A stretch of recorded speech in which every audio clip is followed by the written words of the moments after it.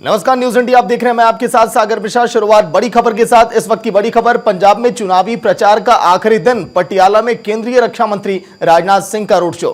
Captain Amarinder Singh के साथ राजनाथ का रोड शो हुआ। शाम 5 बजे आज के दिन थम जाएगा प्रचार का शोर।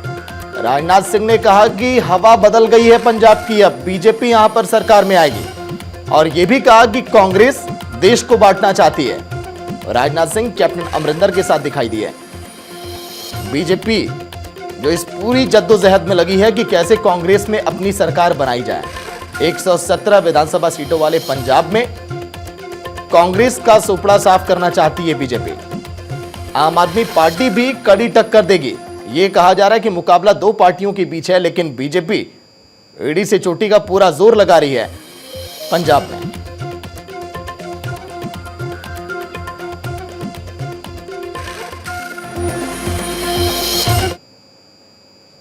सीएम चन्नी का पीएम मोदी को पत्र। कुमार विश्वास के दावे की हो जांच। चन्नी ने कहा अलगाववाद की चुकाई है भारी कीमत। चन्नी ने कहा कुमार विश्वास के आरोपों पर सियासत अब गर्मा गई है। जिस तरह से कुमार विश्वास ने केजरीवाल को लेकर बोला, सीएम चन्नी का पीएम मोदी को पत्र। कुमार विश्वास के दावे की जांच हो, यह कह रहे हैं पंजाब के सीएम चन्नी। अलगाववाद की चुकाई है भारी कीमत, चन्नी ने कहा। कल राघव चड्ढा ने भी प्रेस कॉन्फ्रेंस की थी आम आदमी पार्टी की तरफ से। अरविंद केजरीवाल ने भी आज के दिन जवाब दिया और कहा कि हास्य कवि हैं, कुछ भी ये कह सकते हैं, इनको इतना सीरियसली लेने की जरूरत नहीं है। अलगाववाद से कनेक्शन जोड़ने के बाद सुर्खियों में यह खबर इस वक्त। और बीजेपी एक तरफ आरोप लगा रही है, कांग्रेस भी अरविंद केजरीवाल को घेर रही है। और इसीलिए अरविंद केजरीवाल ये कह रहे हैं कि बीजेपी को अब पंजाब में कांग्रेस का साथ मिल गया है, इसीलिए इस तरह के आरोप लगाए जा रहे हैं। सीएम चन्नी का पीएम मोदी को पत्र, देखिए क्या लिखा उन्होंने। वीडियो में जो भी आरोप लगाए गए उसकी निष्पक्ष जांच हो, अनुरोध करता हूं। पंजाब के लोगों ने अलगाववाद से लड़ते हुए भारी कीमत चुकाई है। राजनीतिक एक तरफ है, पीएम मोदी को हर पंजाबी की चिंता दूर करनी चाहिए। चरणजीत सिंह चन्नी, पंजाब के सीएम। वहीं अटारी में सीएम चन्नी ने किया चुनाव प्रचार। चुनाव प्रचार के दौरान सीएम ने खेली फुटबॉल। आज शाम 6 बजे थम जाएगा चुनाव प्रचार पंजाब में। चरणजीत सिंह चन्नी सीएम चेहरे पंजाब में। कांग्रेस की तरफ से कैप्टन अमरिंदर जिन्होंने बगावत की, उसके बाद सीएम चन्नी मुख्यमंत्री बने और अब पूरा दारोमदार उनके ऊपर कि कैसे सत्ता में लौट कर आए। लेकिन चुनावी शोर आज शाम थम जाएगा। बीजेपी के नेता राजनाथ सिंह पहुंचे हैं, चरणजीत सिंह चन्नी और उधर नवजोत सिंह सिद्धू, कैप्टन अमरिंदर, तमाम दिग्गज चुनावी मैदान में डटे हैं। अपनी पार्टी को जीत प्राप्त कराने के लिए वोटों की अपील कर रहे हैं। लेकिन ये फुटबॉल खेलने के दौरान की तस्वीरें। सीएम चन्नी कई मौकों पर यह दर्शाते हैं कि मैं बहुत ज्यादा जमीन से जुड़ा हुआ नेता हूं। ये तस्वीरें भी कुछ उन्हीं बातों को बयां करती हैं।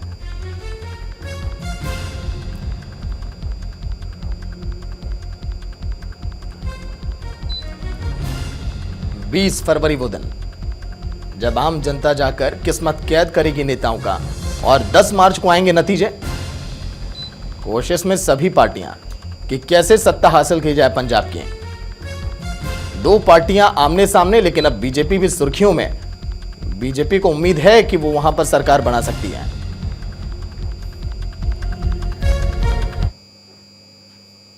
देश भर से आज सिख समुदाय के लोगों ने पीएम मोदी से मुलाकात की है। पीएम मोदी के न्योते पर सिख समुदाय के लोग पीएम आवास पहुंचे और पीएम मोदी को तलवार गिफ्ट की। साथ ही लोग पीएम मोदी को शॉल भी भेंट किए। पंजाब में चुनाव को देखते हुए इन तस्वीरों के बेहद खास मायने अब निकाले जा रहे हैं, क्योंकि सिख वोटरों की तादाद बहुत ज्यादा पंजाब में। ऐसे में सिखों का साथ अगर बीजेपी को मिला तो पंजाब में कुछ कमाल तो कर सकती है बीजेपी। ये तस्वीरें भी उसी तरफ इशारा करती हैं। पंजाब की सियासत से इसे जोड़ के देखा जा रहा है।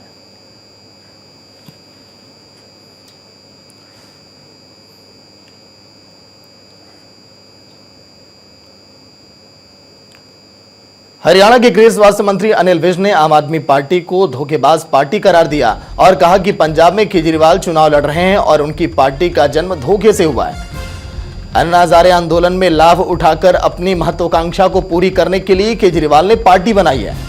उन्होंने ये भी कहा कि जिस पार्टी का जन्म धोखे से हुआ हो उसको पंजाब की जनता कभी स्वीकार नहीं करेगी। और आगे यह भी कहा कि जहां तक कांग्रेस की बात है तो कांग्रेस का पाकिस्तान प्रेम जग जाहिर है और कांग्रेस के पंजाब अध्यक्ष सिद्धू के किस्से पाकिस्तान से लेकर सब जगह जाहिर हैं। उन्होंने यह भी कहा कि पंजाब की जनता जिसने कई लड़ाइयां सही है और वे सीमावर्ती राज्य है, ऐसी पार्टी को कभी वोट नहीं करेंगी और जहां तक बीजेपी की बात है तो उसे ही पंजाब की जनता वोट करेगी।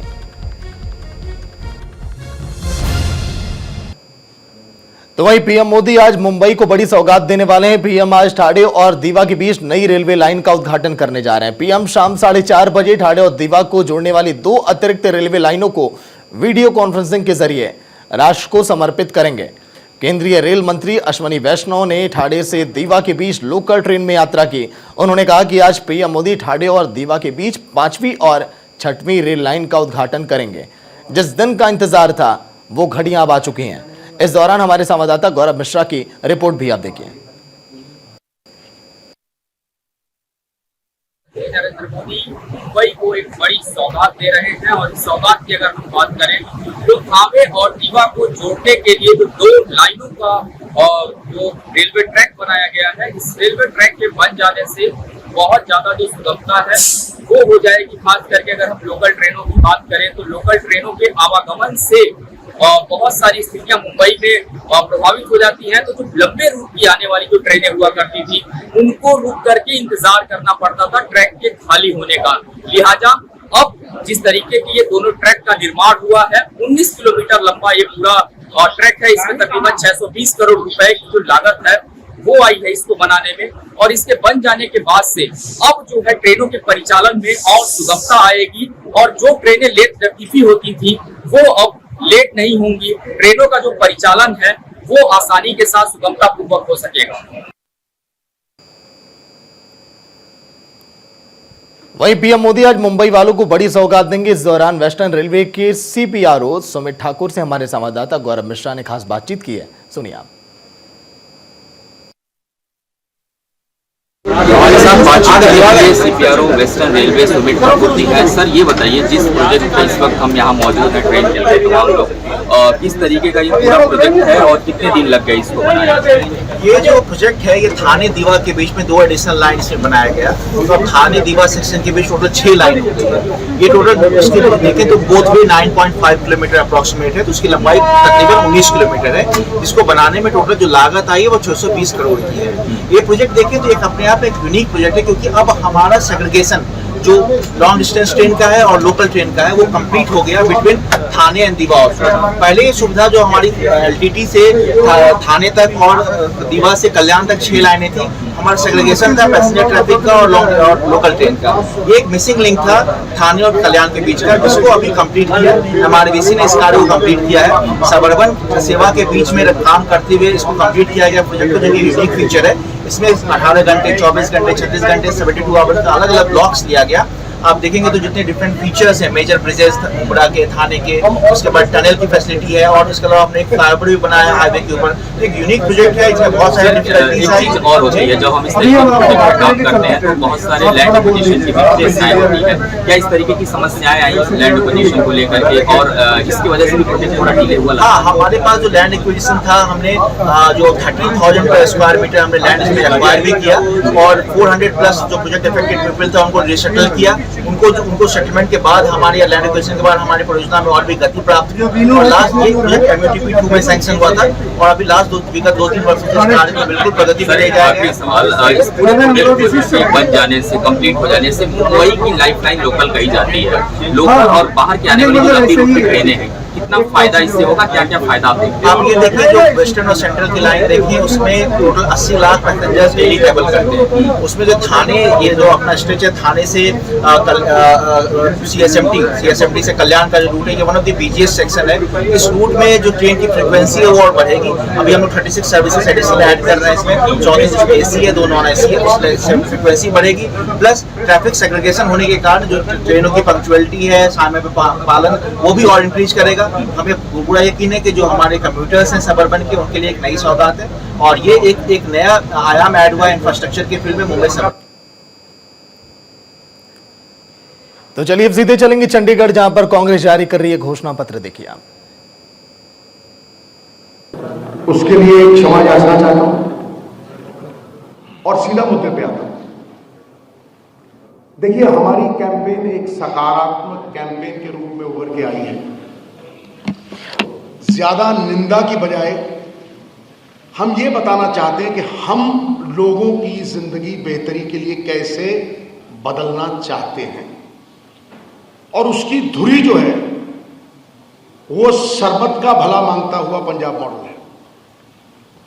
ये सबका है, इसमें सबके साथ कंसल्टेशन हुई है।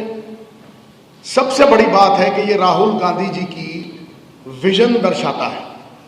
इसीलिए जब किंतु परंतु होती थी, मैं आपको कहता था कि आप देखते जाइए, ये सब कुछ एक है।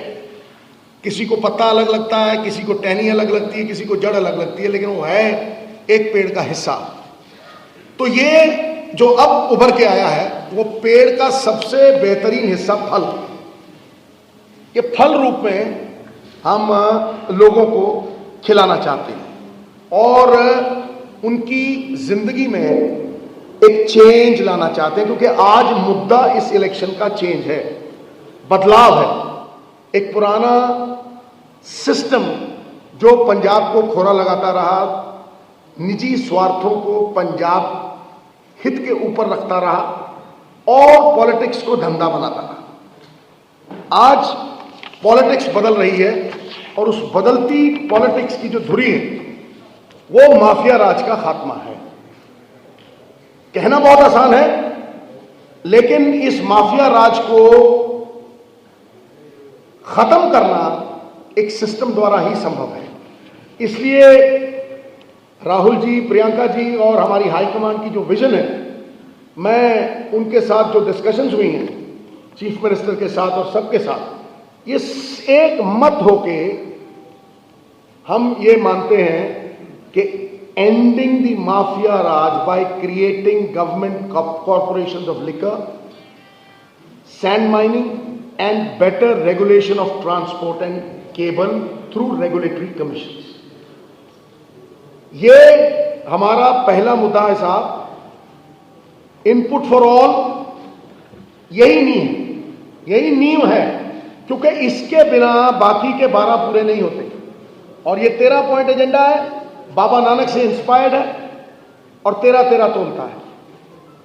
अकाली दल मेरा मेरा, मेरी यहां बसा, मेरे ट्रक, मेरा ढाबा, मेरे होटल, लेकिन बाबा नानक की जो बेसिक फिलॉसफी है सरबत का भला, वो 13 तोलती है। इसलिए ये 13 point inspired by the gurdwara where उन्होंने ये सच्चा सौदा तोला था। तो ये इसमें number 1 liquor corporation, the state tax control, VAT और दूसरी चीजें हर चीज स्टेट कंट्रोल में हो। सैंड और मोनोपोली तोड़नी है केबल की साहब। जो एक आदमी ने मोनोपोली बना रखी है उसको कंपटीशन क्रिएट करके हम लोग कंपटीशन के साथ केबल के रेट जो आज 400 रुपया है 200 तक लाएंगे। और ये कंसील करता है जो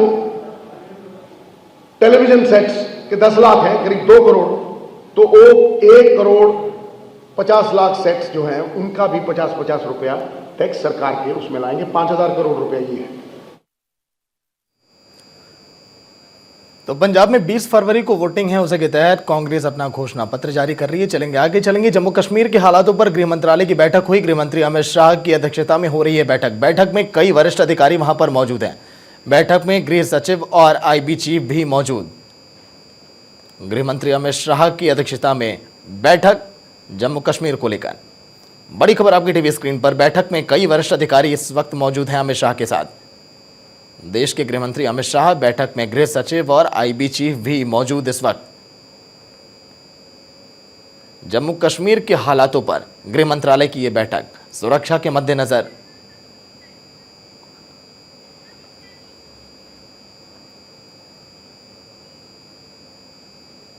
तो नमित त्यागी जुड़ गए हैं पूरी जानकारी के साथ। नमित, ताजा अपडेट क्या कुछ, बैठक में क्या चर्चाएं हुई? देखिए, ये जो बैठक है जम्मू कश्मीर के अंदर, केंद्र सरकार लगातार जो धारा 370 हटने के बाद वहां पर केंद्र सरकार के द्वारा योजनाएं पहुंचाई जा रही हैं, उसको लेकर है कि जम्मू कश्मीर के अंदर किस तरीके से विकास की जो गति है वो वहां पर चल रही है। हालांकि एक तरफ केंद्र सरकार जो है तमाम जो योजनाएं हैं वो जम्मू कश्मीर के अंदर पहुंचा रही है, तो दूसरी तरफ जम्मू कश्मीर के अंदर आतंकी जो घटनाएं हैं वो भी लगातार बढ़ती जा रही हैं। इसी को लेकर खुद गृह मंत्री अमित शाह की अध्यक्षता में एक बड़ी बैठक हुई है और इसमें खुद एनएसए चीफ अजीत डोभाल भी शामिल हुए हैं। इसके अलावा संयुक्त सचिव भी शामिल हुए थे और खुद जम्मू कश्मीर के उपराज्यपाल मनोज सिन्हा भी इस बैठक में शामिल हुए। और इस बैठक के अंदर जैसा मैंने पहले जिक्र किया कि अब तक कितना विकास जो है जम्मू कश्मीर के अंदर हुआ है और रोजगार को लेकर केंद्र सरकार की तरफ से क्या कुछ योजनाएं चलाई गई हैं और उनका कितना विस्तार हुआ है, इसको लेकर बातचीत हुई। और साथ ही साथ जो जम्मू कश्मीर के सीमावर्ती इलाके हैं वहां पर जो लगातार आतंकी घुसपैठ कर रहे हैं उनको रोकने के लिए फिलहाल सेना की क्या तैयारी है उस पर भी बातचीत हुई है, क्योंकि इस पूरी बैठक के अंदर थल सेना चीफ यानी कि जो आर्मी चीफ है MM नरवणे वो भी इस बैठक के अंदर मौजूद थे। तो फिलहाल जो सीमावर्ती इलाके हैं वहां पर फिलहाल किस तरीके की तैयारियां जो है भारतीय सेना की है, क्योंकि पिछले अगर मैं देखा था पिछले काफी दिनों में जो आतंकी घटनाएं हैं वो भी जम्मू कश्मीर के सीमावर्ती इलाकों में बढ़ती जा रही है। तो सरकार के सामने दोहरी चुनौती है, पहला तो ये कि जो आतंकी घटनाएं हैं उनको रोकना है और दूसरा कि जो सरकार ने वादा किया था जम्मू कश्मीर के लोगों से जब धारा 370 को हटाया गया था कि वहां पर केंद्र सरकार तमाम योजनाएं पहुंचाएंगी, चाहे रोजगार की बात हो या फिर वहां पर जो परिसीमन की जो घटना है वो भी लगातार होगी। लेकिन यहां पर दो बातें जैसा मैंने पहले जिक्र किया कि कितना विकास अब तक हुआ है और जो केंद्र सरकार की योजनाएं है क्या उनका वहां के बाशिंदों को लाभ मिल पा रहा है या फिर नहीं, इन बातों पर चर्चा हुई है। चलिए, बिल्कुल नमित, जन विकास की बीजेपी बात कर रही, धरातल पर जम्मू कश्मीर में कितना उतरती दिखाई देगी आने वाले समय में भी देखने वाली बात होगी। शुक्रिया पूरी जानकारी के लिए।